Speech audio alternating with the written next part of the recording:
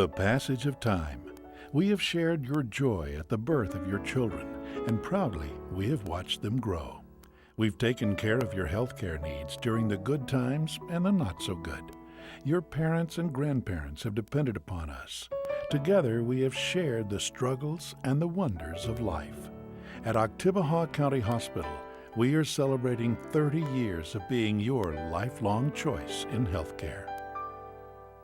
First item is the approval of the official agenda, and we have several things for consideration for consent. And Rodney, would you take that point and discuss the ones for a consent item?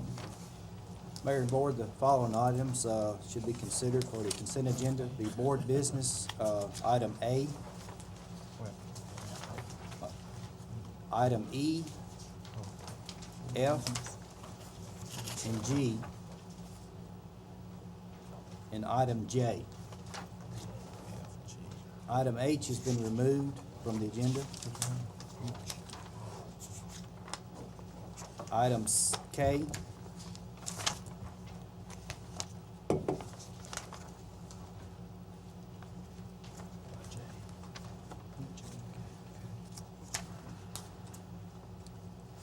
under engineering and streets, item 1.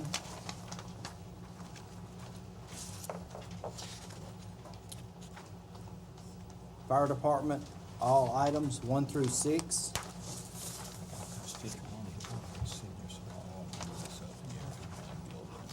Personnel, item 1. Police department, item 1 and 2. Public services, item 1 through 6. Last item, item K, number 1. Do we have any objection to any of the items that were mentioned for consent? Let me point out the items for the appointments to the various boards, that we do have letters of people, 1 or 2 or 3 in the, for example, the appointments to planning and zoning is just a reappointment of James Hicks and Mr. Thomas Bell. We do have letters from both of those. No one else applied. In the matter of the consideration of making appointments to the Starkville Park Commission to fill 2 vacancies, we only had 1 person who submitted a letter, and that was Mr. Taylor. And of course, we can continue to advertise to get the other seats committed.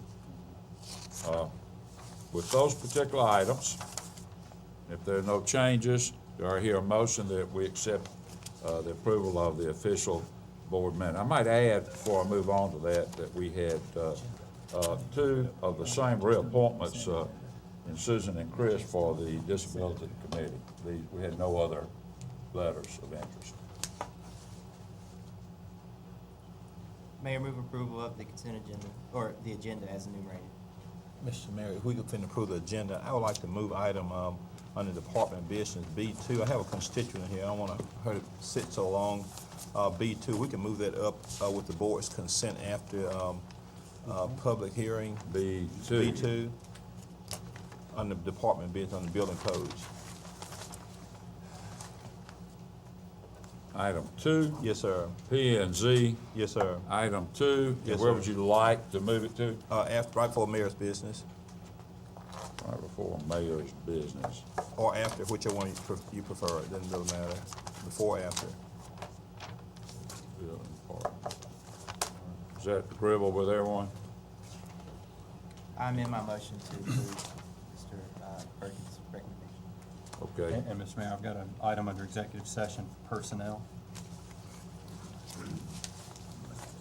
All right, I amend my motion again.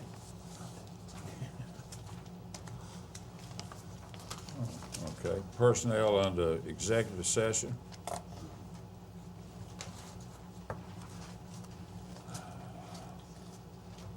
Sure, I sit a long ways now that night. Are these changes agreeable? Do we have a second to the motion with these changes? You need a second. Second. All right, all those in favor of the agenda with the consent items and the adjustment, as well as the addition of personnel to the executive session, please say aye. Aye. All those opposed, no. Brings us down to approval of the minutes of the City of Starkville Board meeting of April the 1st. Move approval of the minutes of our regular meeting of April the 1st, 2008. Second. All those in favor say aye. Aye. Brings me down to the comments by the mayor and any of the aldermen would like to comment. First of all, I'd like to take the opportunity to congratulate the Starkville High School boys track team in their recent win of the 5A championship, and specifically Mr. Travis Tate, who broke the state record of 16 years in the 400-meter race and set a new national record, in which I think the young man has been considered All-American status for that particular feat. We have additionally two Starkville High School students for recently attaining national recognition in the National Scholastic Art and Writing Awards, and they are Pavani Tahami and Michael Mosley. And these students received 3 of the 5 gold keyed awards, with 10 gold keys totally issued in the national competition to the state of Mississippi, to the entire state. So they got 2 of them. Joey Beecham, a MSU student, recently won $100,000 as a participant in the college championship on the popular game show of Jeopardy. We'd like to commend him for that. And what a way to begin your career, I think at 23 or 24 years old, to win a $100,000 pop. Man, that'll go a long ways. The Starkville Daily News had a People's Choice Awards, in which we had the best firefighter, Keith Kennard, and Officer Bill Durr were best firefighter and police officer. We'd like to commend them. Are y'all here? I don't guess you are. Would like to make an announcement that, remember, the Memorial Day holiday, the city is off on Monday. There will be no garbage pickup on Monday, and the city services will be shut down. The regular pickup schedule will resume on Tuesday. Is that not right, Sharon? I believe it will. We'd like to welcome 2 new employees, Bill Green, our hearing enforcement administrator. You here tonight, Bill? Stand up. Thank you. And then Ty Davis, our newest firefighter. Congratulations to both of you.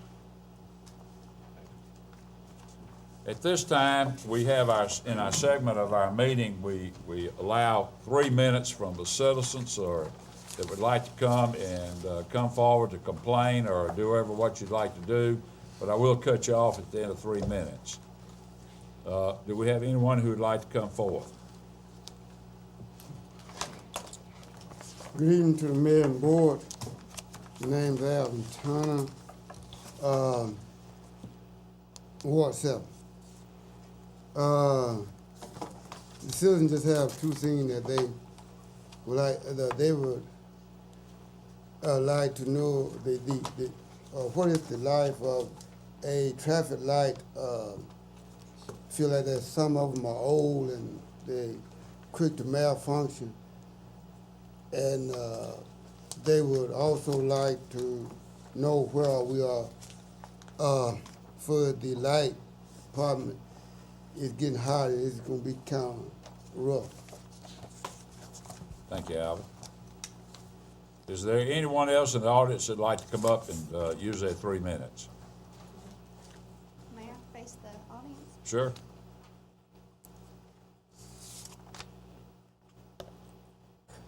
Good evening. My name is Whitney Hilton, and I'm the chairperson for the Commission on Disabilities for the City of Starkville. And periodically throughout the year, we give advocacy order awards to people in the community who have gone beyond to try and improve the quality of life of people with disabilities.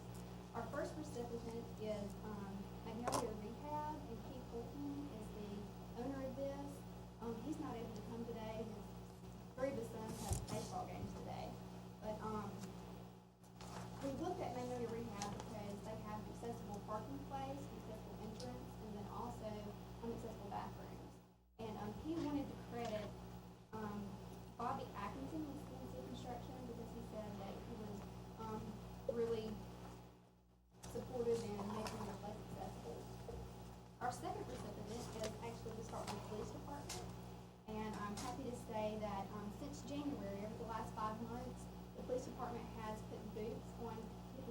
to park illegally in handicap parking places. During that time, 37 vehicles have been moved, and 31 of these times, Officer Eddie Young put the boot on the cars. So I'd like to give an applause to the Starkville.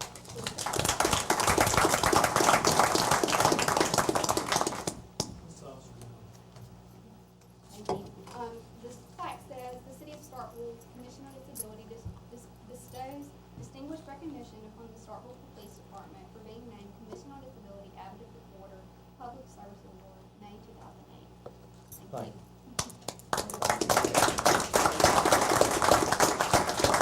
Thank you, Whitney.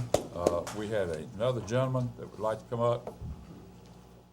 Oh, it's Mr. Court. How are you? Mr. Mayor and Board, I couldn't think of a better place to get this off my chest about the local paper. I know there's nothing y'all can do about it, but my mother passed away Wednesday afternoon. We faxed the obituary 2 hours before deadline time and had a confirmation that they received it.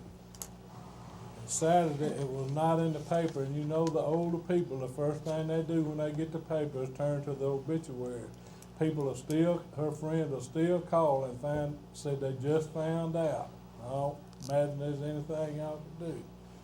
But there's no excuse for our hometown paper to be laxed as they are. I thought that was a one-time thing. Well, when I get to checking around, there's 1 out of every 4 that's messed up or either a day late. And if you want to know anything about this board meeting tonight, you pick up the Tupelo paper or the Columbus paper. And I had to get it off my chest, and I knew better than to go to the Starkville Daily News, or I'd have probably been under the hill down there this evening. But I just had to get it off of my chest. Well, our condolences are with you in your Well, mother's passing. That, that's, I thank you for that, but that's a. And how old was your mother? Ma'am, How old was your mother? she turned 92 the 23rd of April. Mr. Was Court, in good shape right up till the end. Mr. Court, Thank you. Mr. Court, we hate you had to go through with that, of course, we don't have any control, but. I know that. I just had to get it off my No, chest. the point I wanted to make is that I've experienced the loss of a mother, so I can understand how much that in and of itself is enough to deal with, other than having to deal with a, newspaper That's situation. all right. Enough bereavement, so I understand your situation personally. Thank you. We appreciate you coming up. Anyone else would like to take their 3 minutes? We'll move on. The first item on the mayor's building, business bin is gonna be the item in the, item 2 on the building department. We're gonna take that up before we get in the mayor's business.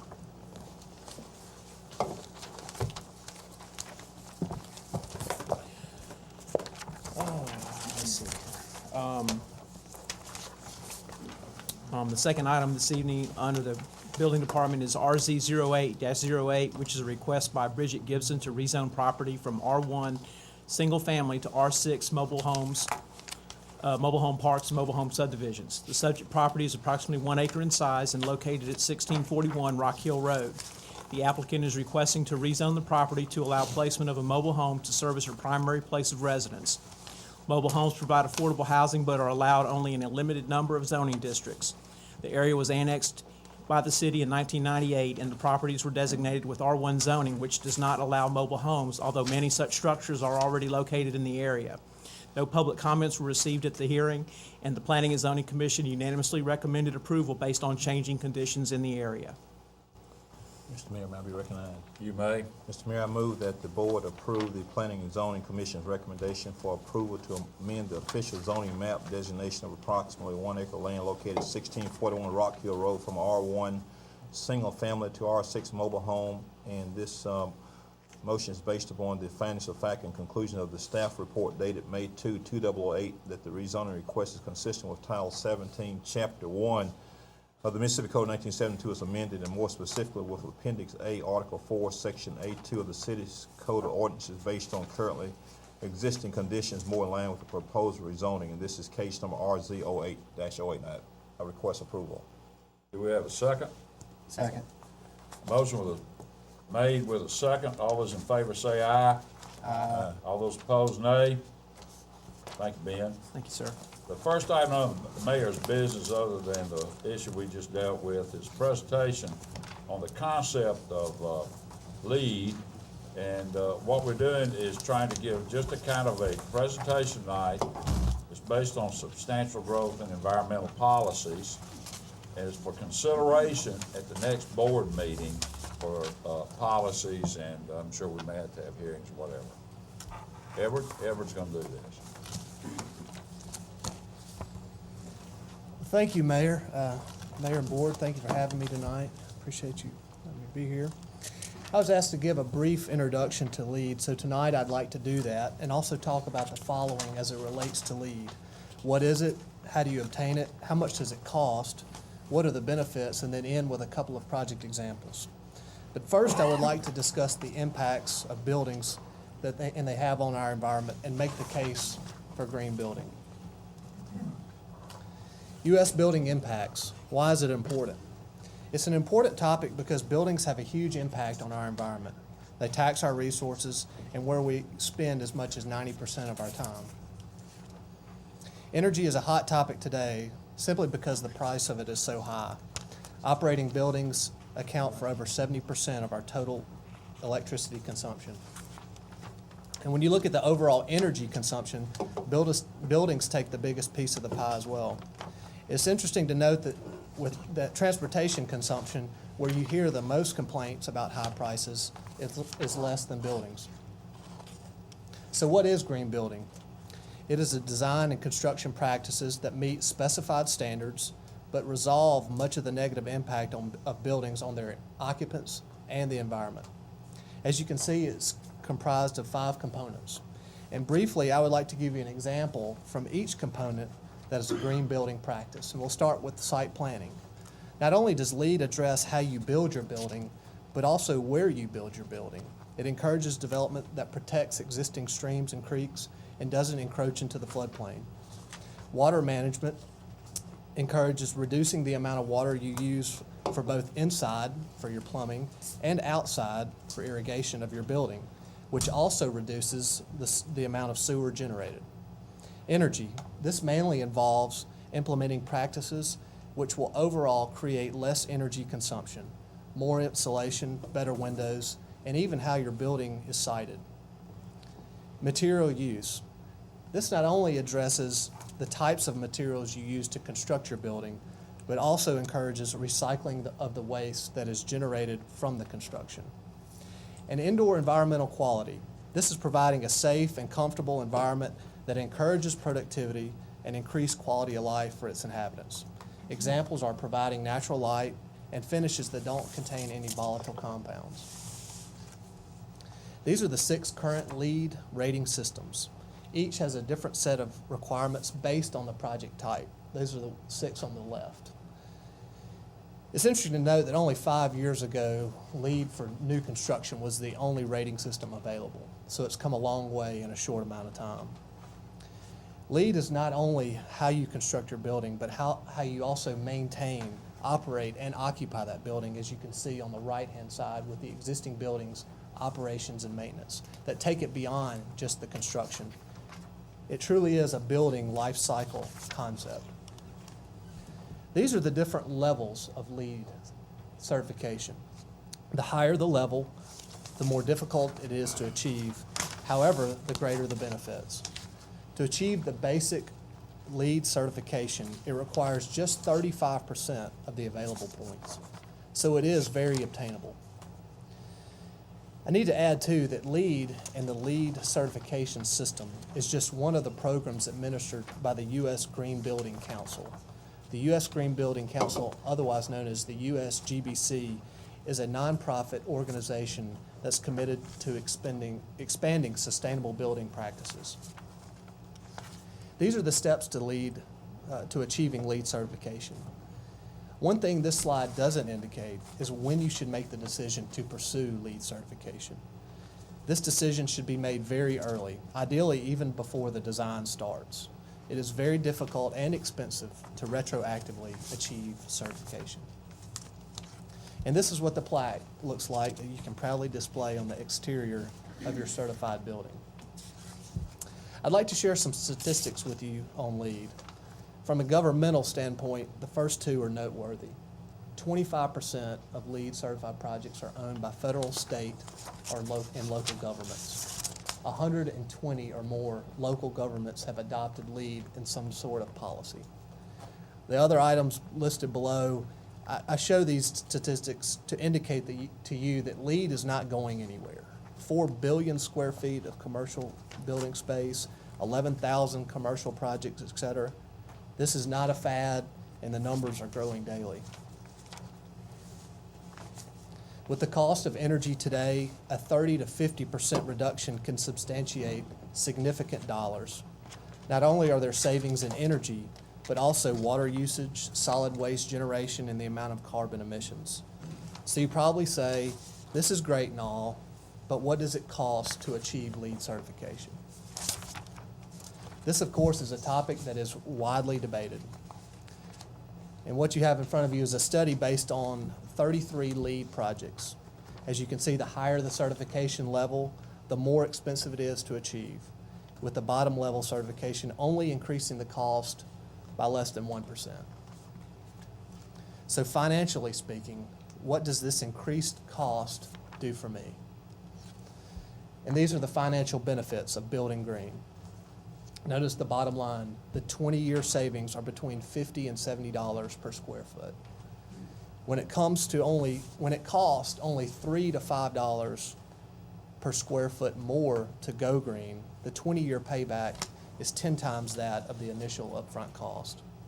The financial benefits are in lower energy, waste, and water cost, lower environmental and emissions cost, and lower operational and maintenance cost, as well as increased productivity and health.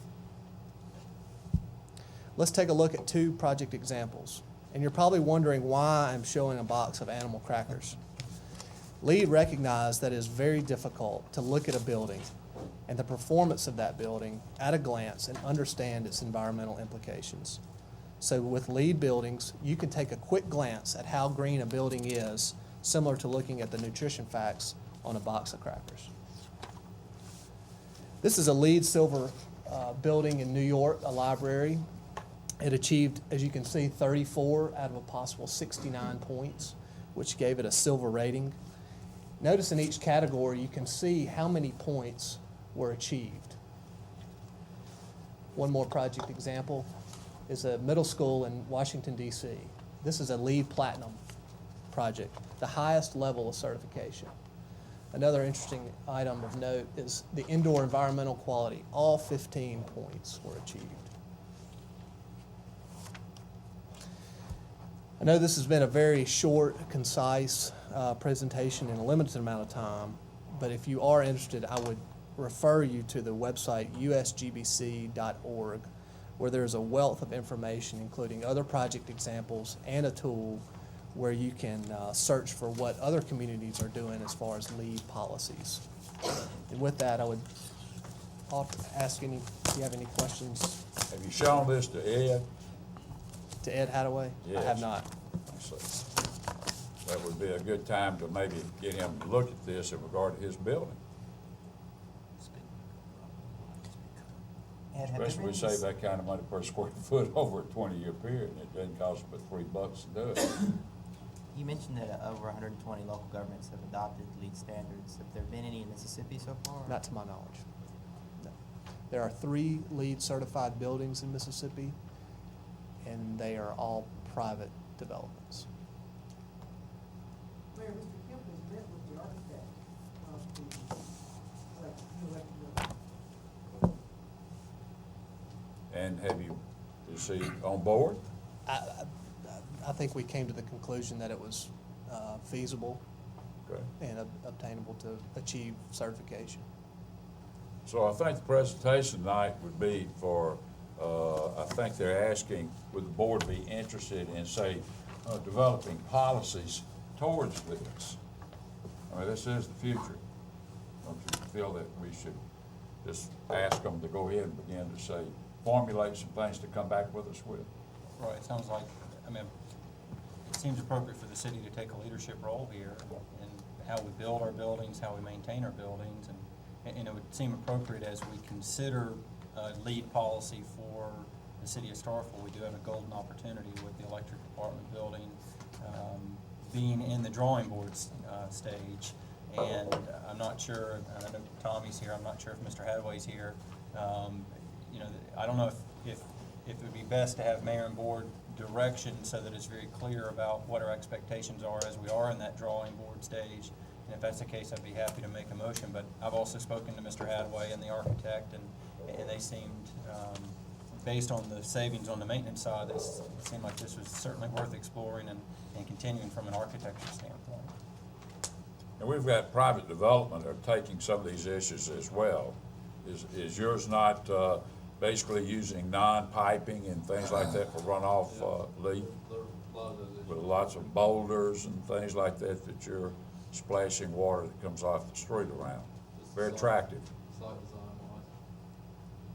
And then the housing, you know, is trying to build very efficient, well insulated, well constructed housing. So could it be the consent of the board is that at the June meeting, would that be too soon to have, begin to develop policy, bring back to us? We have a proposed policy in the packet, Mayor, with the one of the board. Okay. And, determine whether or not that needs to be their interest, their level, we bring back to the board. I think it does move with everybody's interest. And then in the interim, just so we don't lose that opportunity on the electric department building, are we in consensus that we would continue to develop those construction plans based on these appropriate standards? I think Ed's agreed to that. Okay. Am I right, Lynn? He's agreed to that. Thank you, Edward. You're welcome. Lucian, you're up next. This brings us down to item B, consideration of a resolution determining the necessity for and invoking the authority granted to municipalities by the legislature with respect to tax incentive financing. Mayor, what's for your consideration tonight basically is to set a hearing date on a proposed tax increment financing plan for the city of Starkville as it relates to the Cotton Mill Marketplace project that y'all have heard about before. Yes. State law, in order to start TIF financing, at your last meeting, you did an intent, but tonight, if you adopt this resolution, you would set a hearing date, probably for your second meeting in June, to hold a hearing on the proposed TIF financing district. Now, it's, as you see in your packet, the district is a little larger than what was shown for the initial project, but it kind of squares up. There's actually some city-owned property in there and other property owners. Doesn't mean it'll all be developed, but if it comes out that it can be developed, it'll be that approximately 39 acres instead of the close to 30 acres that's in the original project plan. And I'll be happy to try to answer any questions that any member of the board may have about this resolution. And again, the TIF is in draft form, so that we can have public comment at the hearing date on any changes that may be made at that point in time. Do we have any questions? Got a couple, Mr. Mayor. Can you talk a little bit about, at the last meeting when we talked about the resolution, the urgency was important to show the city's commitment to the project, still very preliminary, as it related to securing retail agreements. But I understood from that conversation we had that actually issuing TIF bonds was sometime down the road. Oh, it still will be. This is just the preliminary stages to get to adopting a TIF plan. In the process, once the developers finally get all the costs, there will be, let's assume we have the hearing and the TIF plan's approved in June. The next step in the process would be to enter into an interlocal agreement with Alderman County, because they took the same action yesterday. And they're also trying to adopt a redevelopment plan, which is something the city of Starkville's already done. But in order for them to qualify, they have to have their TIF plan, they also have to have a redevelopment plan, but they'll be going along the same path that you are. Once that's done, then there'll be an interlocal where the county is agreeing to participate with the city. And at some point after that, there will be a development reimbursement agreement once the total project is defined as to what the TIF bonds are going to be utilized for. Bond, at the very earliest, probably you know, a year and a half, 2 years away at the very earliest. Because the project's going to have to be built Right. before we realize what kind of revenue that this tax increment is going to provide for the city of Starkville. So and that's what I understood last time, that we're, 1.5 to 2 years, project has to be built. Why would we approve this tonight, or, this resolution to call for a public hearing to get that ball further rolling if we don't actually issue the bonds Well, for 2 years? the thing is, you've got to get to, you got to qualify for the TIF plan. And then at some point, probably not too distant future, as they tie down the tenants and all that stuff, they will be coming back to the city to get authorized for them to develop this public infrastructure and tie the cost down for that, so that they can get reimbursed with TIF bonds when they are issued, and only if it allows the amount of money that's in here, up to $8.5 million. Could prove that you won't be able to do that much based on the revenue derived from the project, but that allows the developer to go in and build the public infrastructure that's gonna be built, with TIF proceeds. But they spend their own money, build a project, help do the public infrastructure, which state law allows you as a city to enter into an agreement where they build what is gonna be your infrastructure, city, streets. And I'm thinking more or less of Russell Street and Spring Street are the two main arteries that will be improved as part of this overall project. But that allows them, you gotta approve the TIF plan before you can enter into that agreement, and that agreement is where the developer will get to work and build a project, and then, once it's built, the bonds will be issued at that point in the future. I'm obviously in favor of the development and want the city to do whatever we can to encourage it, but, and this is the first time that the city's done a TIF bond before, and it just makes me a little uncomfortable to start in the process with everything being so tentative. But I realize it's been done in other communities. I'm not suggesting we're starting the first ever, but. The only problem, before you enter into that agreement to reimburse the developer, numbers will be hard and fast on what the actual cost of that, you'll have to approve those budgets, with the approvals that, and ultimately it's gonna be paid for with these TIF bonds. But in order to get to that point, so you can enter into the agreement with the developer, you've got to approve the TIF plan first, which allows you to enter into that agreement with the developer. At the point in time they come back to the city, there will be hard and fast estimates, from engineering estimates for these improvements and all that. So it's really, it's still a preliminary process. It's not gonna come to fruition, the actual bond, for probably a year and a half, 2 years from now. But The resolution that we passed 2 weeks ago talked about financing a portion of the infrastructure and other capital improvements, including without limitation drainage, roads, curb and gutter, parking, etc. The resolution tonight talks about the funds will be used, in addition to those things, the costs of constructing a conference and meeting center. Has something changed from a resolution standpoint? Well, I mean, the idea is you don't know, number one, we don't know the cost of the infrastructure. The streets, to me, is the big cost item. It's gonna be paid with this. I may be wrong. I'm not the engineer, but that'll come back to you. The conference center will also be publicly owned, when it's built. I can't answer it today until they have hard and fast numbers as to how much is gonna pay for what, as far as the infrastructure goes. But there's only X number of dollars that can come out of the TIF, and however far that money goes will go to anything that's of public nature. Streets, water and sewer lines, drainage, and possibly the conference center. But that's not known yet until we have the hard and fast numbers on the basic infrastructure that they're gonna be looking for. Last question for me. You surprised me a bit when you said the area had changed, and I didn't recognize that by reading the resolution and wasn't prepared for that. Can you describe again why that changed? Yeah, And what's well, now basically, included? it's kind of squaring up the area that's included in that immediate area. It increased it, I'm gonna say, by 10 acres or so. I think some of that property is publicly owned, and what it will do, allow the development to grow even more. That doesn't mean it will. Doesn't mean anything's gonna happen to the added area. It takes in a few more homes, and also some property owned by the city of Starkville. You would have to agree to sell the property to the developers, and so would the homeowners that would be affected by it. There's no eminent domain being utilized or anything like that. But it kind of squares up the area and makes it more comprehensive from the approach to total development of the project.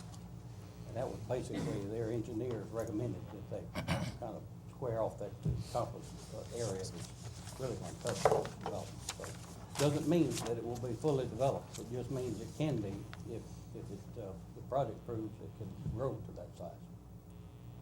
Lucian, I'm sorry, were you done I now? was saying thank you. Could you tell me exactly what city-owned land it is you're specifically referring to? I don't know, the mayor might be able to, there's some I vacant think it may be property. part of Old Gillespie Street. Y'all are a lot more familiar with the geographic area. Old Gillespie Street, took part of the, front of the cotton mill. I don't know that it was ever deeded. I wish PC was here because he could clarify some of the old urban renewal things that was done there. But, if you'll look to the, northwest part of the old cotton mill, you see kind of a partial paving that's out there. And I believe part of that is the old Gillespie Street right-of-way. And this may be some of that that's I referred know, to I that. looked at some tax data, because we had to put in what the existing taxes, and there was some that's not taxed, and it was called something urban renewal on That's one the part I'm parcel. talking about. And even Mill Street is a street that would be part of this, that's all, city-owned. No more though under the new state law, is it, Rodney? Lucian, Property owners own it to the center of the street. right.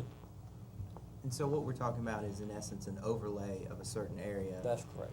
that is eligible for the TIF bond. So at what point will we actually approve the specific overlay area? Because I don't think that's spelled out here specifically.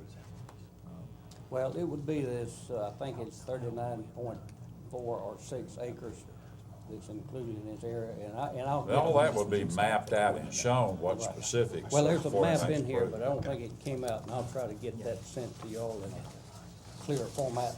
Mr. Clyde Pritchard actually sent the map, and I'll get him to get it to y'all so you can see it clear. It didn't, I got it by email, and it doesn't show up as well, and probably you would recognize the property area by showing the expansion that's over this. But it would be approved as a district at the point in time after the public hearing that you have next month.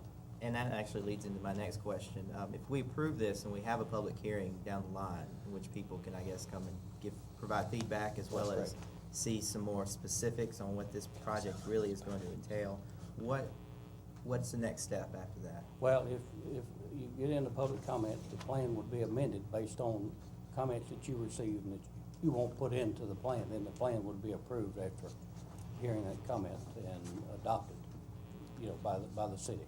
At a future meeting past that public hearing? Yeah, it could be, depends on what kind of input, you get here with the public. Well, certainly the public, that's what it's for, is the public to have their participation in the process. Are there any other questions? Then do I hear a motion that we approve this resolution? Need to set a hearing date as well, Mr. Yeah. Mayor. You want to do the second board meeting in June? Well, the statute requires that you have to advertise it one time, with that publication date being at least 10 days from the date you set the hearing, or no more than 20. So I think we ought to be able to get it to the paper to be within that 10 and 20 days. So for your June meeting, I don't think we'd have time, your second meeting in June, to do it at that date. That gives us ample time somewhere to put it in there. 17. June 17th. 17th? All right. Was that a motion? Was that just a question? Well, it was a question, but I'll be happy to make a motion to, do you need us to read the resolution or the title of it, Lucian, or can we just make a motion to approve the resolution as presented with the hearing date set on June 17th? I think that'd be fine. There is a So time. moved. Second? Well, I'd like to be recognized for comments, please. yes? Mr. Mayor, I have some prepared comments. My sole objective is for the city to have top priority for more funding to be earmarked for overlay of city streets, drainage, ditches, and other infrastructure needs. Based on the City of Starkville capital improvements projects that has been placed on the consent agenda tonight, there's not a single street in Ward 6 that is listed and or included for street overlay. There's been no public outcry for a convention center. I am not opposed to a convention center, but I do not think that it should be a top priority at this time. This hurried-up project is taking the focus off of important matters that I deem to be a priority and in the best interest of the city. It is my opinion that a top priority should be additional funds for the city infrastructure needs and a municipal justice complex.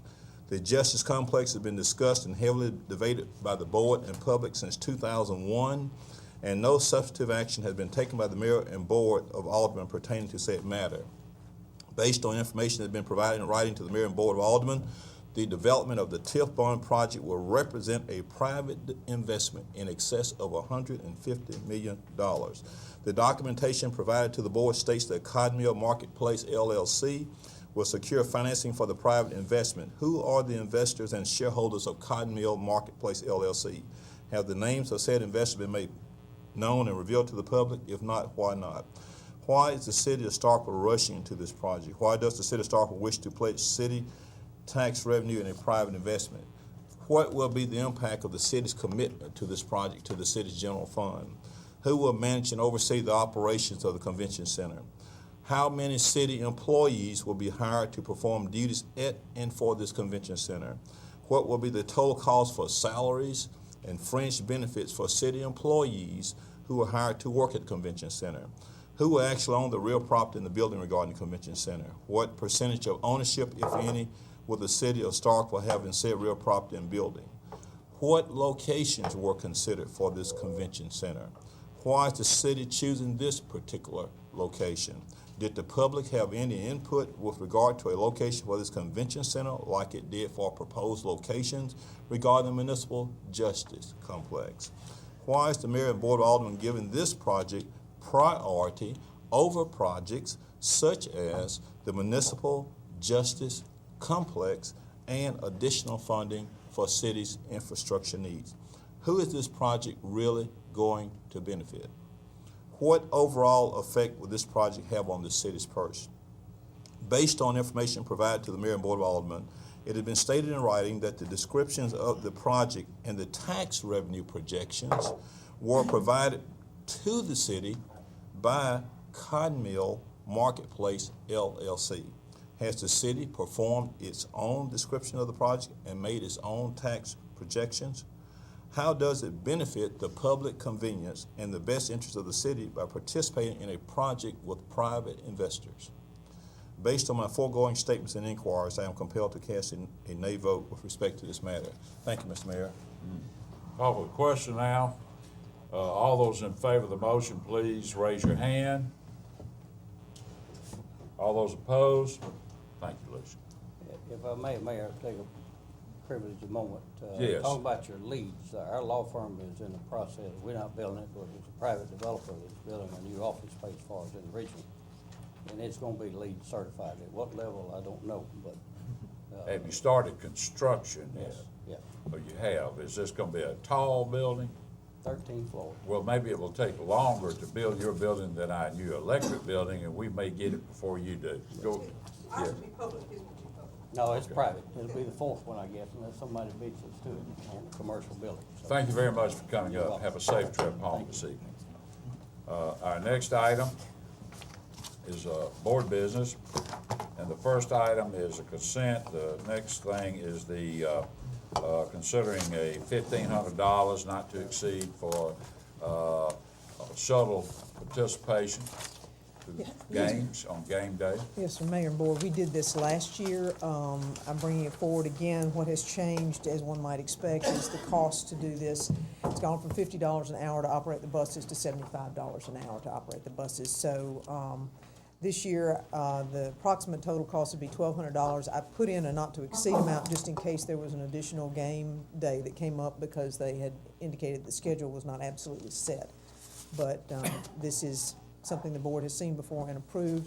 I met with Mr. Langston of Starkville Downtown Business Association and Braxton Coombs, the Student Association president, and the three entities, the city, the Downtown Business Association, and the Student Association will share the cost of this.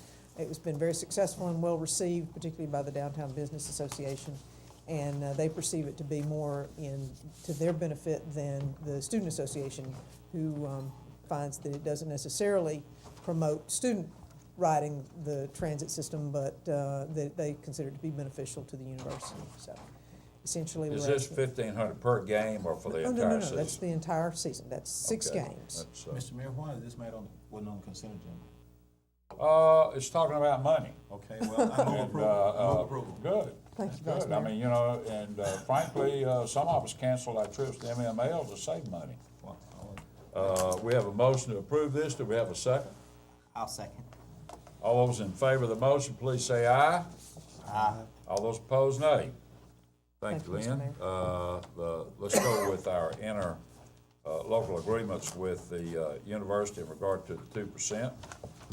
Yes, sir. I'll be happy to be this side of the table. Mr. Favor drafted the contracts and I worked with the interlocal agreement, and he kind of passed off on it, said it was a good first effort, and I think he gave me some points there and then refined it for me. But we have interlocal agreements that are intended to comply with the legislation that was enacted in 2004 by the previous administration and then became effective July the 1st of 2005.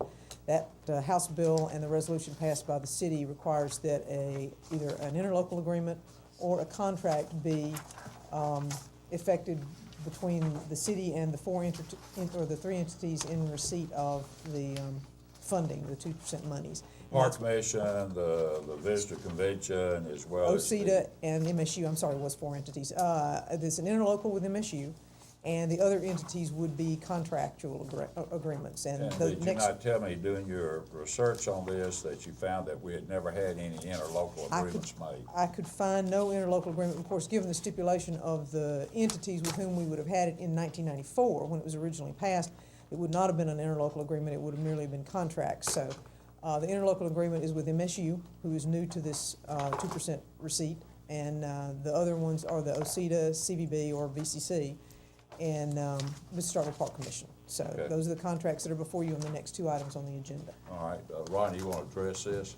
The only thing that I have to add is, if you look at the contract or the agreement that I drafted between the city and the park commission, I put in there some things that were based on recommendations by the auditor, Mr. Winfield, after going over with the city clerk's office, setting up the accounts and taking that all into consideration. Those are things that he thought were necessary, and so he also felt like, and also I've been in contact with Mr. McAlpin, the attorney for the Park Commission, to try to spell out each party's rights and obligations relative to the issues we discussed, because regarding insurance, retirement, those type things, because we got an Attorney General's opinion that said, just backed up what I'd already told you, is that the city did have the right to, if you made a finding of fact, that you could provide that those employees are still covered.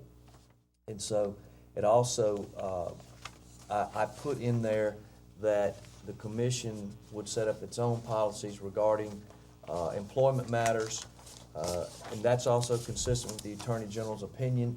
I did that based on what I felt like the direction that this board had given myself and Ms. Spruill regarding Park Commission employees.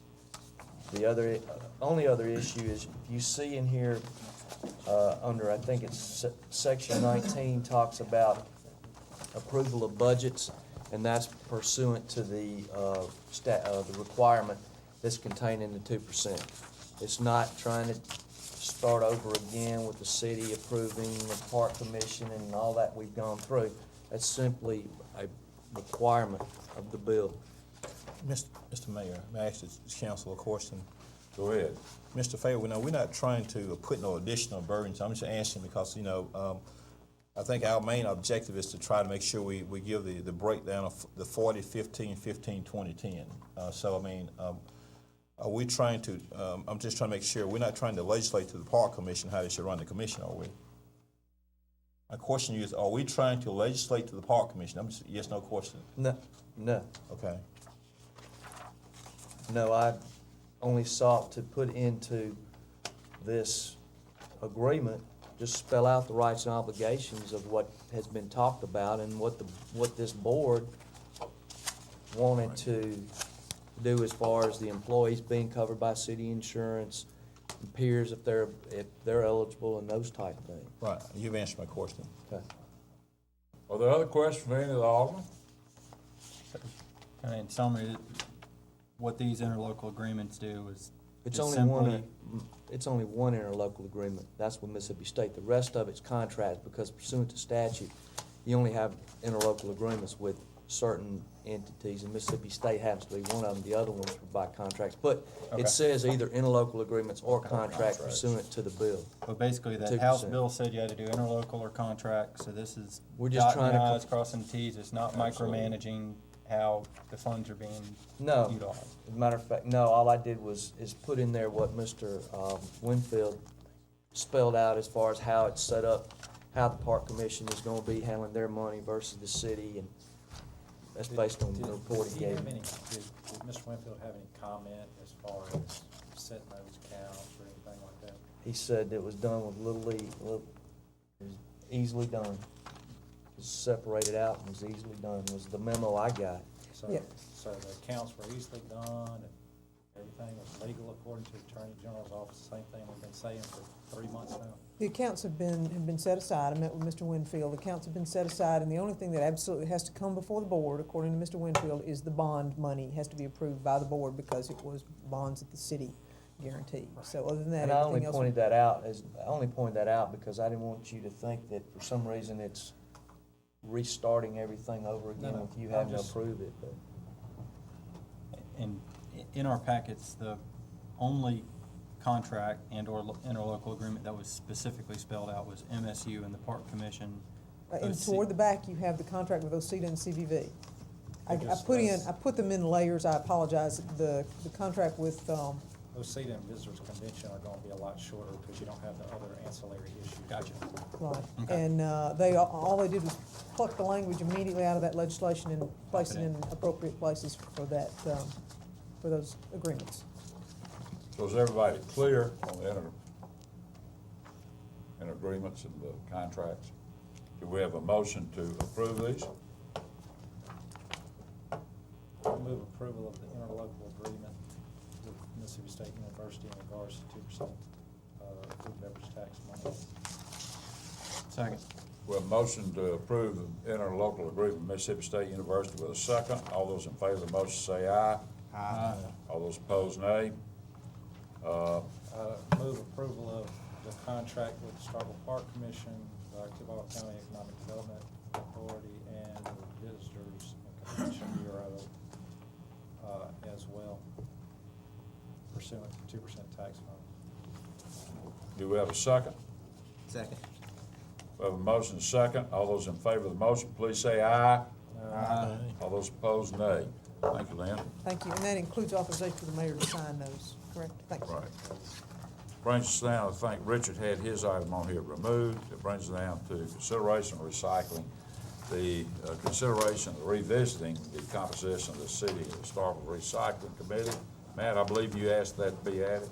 Yes, sir, just briefly, we appointed members, citizen members to the committee in February and March, and due to some scheduling issues, haven't been able to coordinate a meeting of that recycling committee, and those members are wanting to get started, so wanted to bring back up to the board if the current composition of alderman members wasn't gonna be able to facilitate that, then we could consider appointing additional members or new members. Hopefully not a controversial issue, I know this is an issue or an opportunity for the city that we're all excited about and wanting to move forward with it. I think that we find, scheduling conflicts have been between board members, between people from the public, because I know that the April meeting, we tried to schedule all 3 board members were ready, willing, and able, and it was public members who were unable to attend, so I think we'll be able to get together and meet, unless you just have a burning desire to be on the committee, Mr. Cox. A burning desire to have the committee meet and start on the process, and if you think y'all can. We are moving towards that end. Do you have a motion? I'll accept the committee members' statement there that they're attempting to meet, and I'll be able to report back to the members who are from my ward who've been asking me about why we haven't been able to meet today. Is that satisfactory? Yes, sir. Okay, we'll move on. The next item is a report, Rich, from the Technology Committee. Sure, I just have one item before the board, and this was included in your packets. We looked at an agreement that the state of Mississippi had entered into with Cellular South to renegotiate for lower rates for cell phone usage. Of course, the agreement went and passed, and what it offers is local governments, municipalities, public entities a chance to get a lower rate on their cell phone usage, and we actually kind of looked through, I think, the police department and at least one or two other departments, and saw that there could be considerable savings if we work to that end. So what I have in your packets is an agreement that is put forth. It's a requirement to be eligible for those lower rates. It's non-binding in that basically entering into this agreement doesn't require us to do anything with Cellular South, but the state requires it to be eligible for the new lower rates that they are providing. So I wanted to kind of bring this before you, see if there was any questions. I'm sure you've all had an opportunity to read through it. It's only 2-3 pages, and unless there are any questions, I would move approval. Second. Motion second. All those in favor say aye. Aye. All those opposed, nay. The passage of time. We have shared your joy at the birth of your children, and proudly we have watched them grow. We've taken care of your health care needs during the good times and the not so good. Your parents and grandparents have depended upon us. Together we have shared the struggles and the wonders of life. At Oktibbeha County Hospital, we are celebrating 30 years of being your lifelong choice in health care. Starkville Development LLC to rezone property from R5 multifamily high density to C2 general business. The subject property consists of 3 platted lots totaling approximately 2.94 acres in size and is located on the north side of Guest Drive at the intersection of Mallory Lane west of Stark Road. The applicant wishes to rezone the property for general office use and preferably for medical offices. No site plan proposal has been submitted. The properties to the south and west have developed as multifamily residential units, while the properties to the north and east have developed more commercially. The rezoning would be consistent with this trend and would also provide a distinct buffer between the residential and commercial land uses. No public comments were received at the hearing, and the Planning and Zoning Commission unanimously recommended approval based on changing conditions in the area. Questions? Motion? Mayor and Board, I would move approval of the development as proposed. It's item number RZ 08-07. Do we have a second? Second. Motion with a second. All those in favor say aye. Aye. All those opposed, nay. Next item, Ben. The third item is CU 08-03, which is a conditional use to allow a mini storage facility in a C1 neighborhood commercial zoning district. The site is approximately 0.7 acres in size and located at 1000 Louisville Street and is commonly known as the Pines Mobile Home Park. The conceptual plan proposes approximately 80 personal storage units on the paved area to the south of the Pines office on Louisville Street. A complete site plan review will be conducted by the city's Development Review Committee prior to the issuance of any permits. Planning staff has recommended 7 standard conditions for approval of the mini storage facility. The Planning and Zoning Commission unanimously recommended approval of the request with the addition of an 8th condition indicated by double underlines in the staff report. Ben, could you explain what item 4 means, where it says there'll be, and if you say, anyway, there shall be no visible storage of vehicles, trailers, recreational vehicles, or boats They at need the to be site? stored inside the units. They can't be stored inside the, in the parking area, in the drive aisles, fire They lanes. can't just be screened by trees or anything, they have to No. be covered? That's fully covered? correct. Okay. Do we have a motion? So moved. Do we have a second? Second. All those in favor say aye. Aye. All those opposed, nay. Nay. With a show of hands, all those in favor, please raise your hand. All those opposed, raise your hands. Okay, passes. Next item, Ben. The next item is FP 08-07, is a request by David Price for a final plat approval of Rain Tree Condos. The property is approximately 0.57 acres in size and located at 522 University Drive, south of the intersection at Nash Street. The property contains a single-family dwelling along the roadway frontage and 10 multifamily dwelling units in 2 buildings located at the rear of the property. The applicant is seeking to record a condo plat and offer the units for fee simple sale. All utilities are in place and easements have been dedicated to the city of Starkville. The city department heads have all recommended approval of the final plat as proposed. Planning staff has recommended 4 standard conditions of approval for the final plat.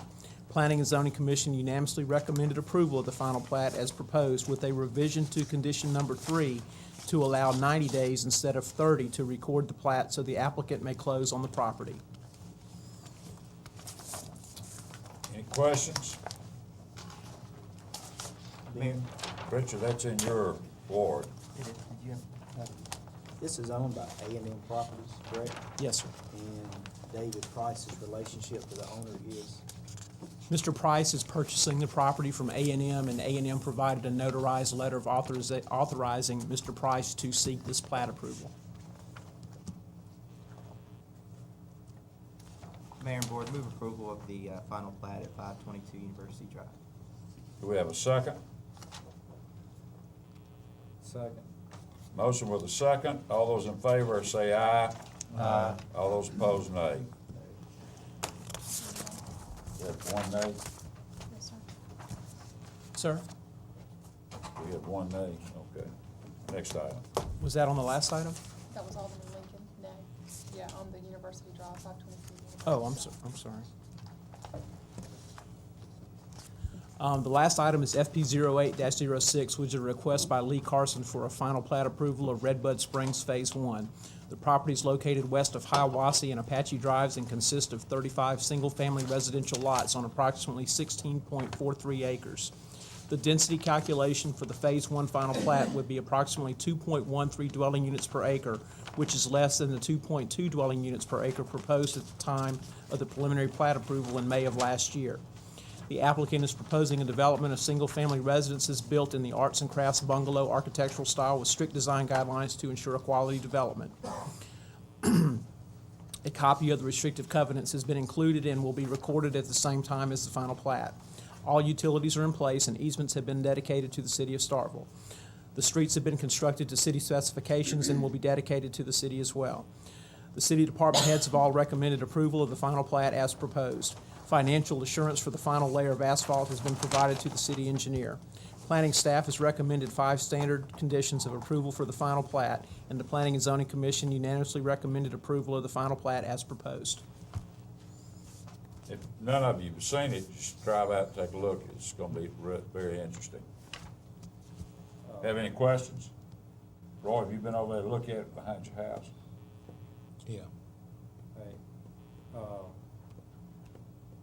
Rodney, how does the 2391 impact this plat?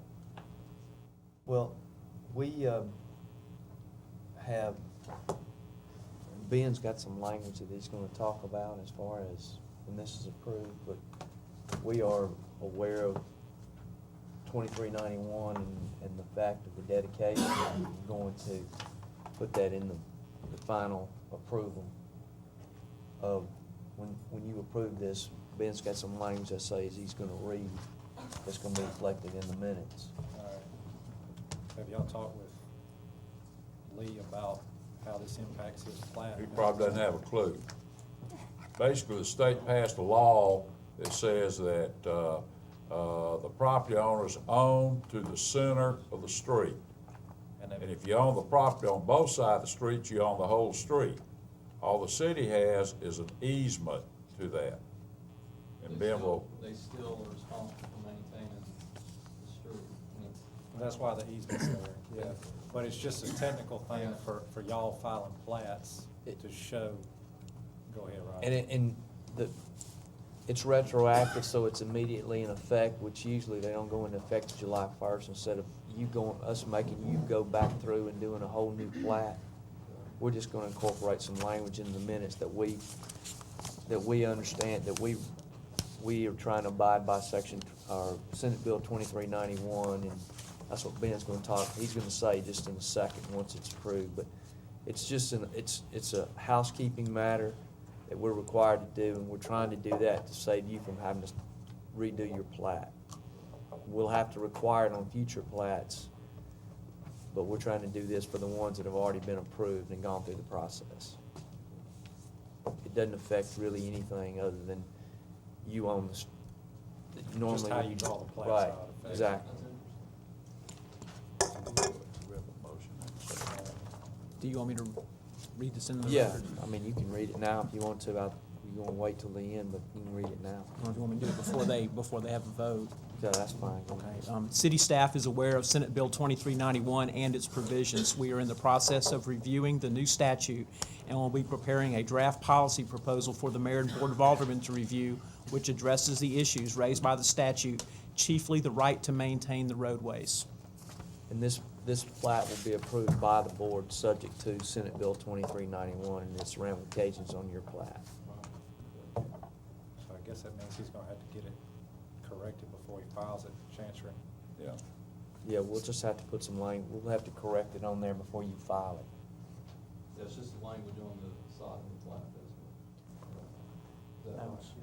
No, well, the property owners now have fee title all the way to the center, and it's gotta show easements rather than dedications for the roadways. So when you sell a lot, you're gonna have to have your surveyor show it to the center of the street. When did they pass it? It got passed, March. signed by the governor back in, when? March 28, When it 2000. signed. Went into effect immediately after the governor signed it, though, in this last legislative session. Yeah. Do we have a motion that we approve this? Site? Subject to the. Right, to the, I move approval of this, final plat, subject to, modification concurrent with Senate Bill 2391. Second. motion is second. All those in favor, raise your hands, please, of this. All those opposed? All right, it passes. Thank you, Ben. Lee, Sir. You just have to get with Ben, we'll get with you. City clerk, Emma, you here tonight?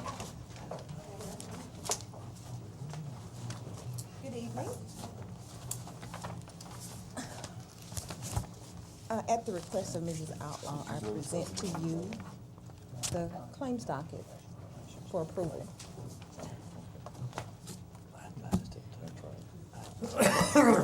Move approval, Mr. Mayor, the claims docket is presented. Do we have a second to approval? We have page 38 with parks and recreation payments on page 38.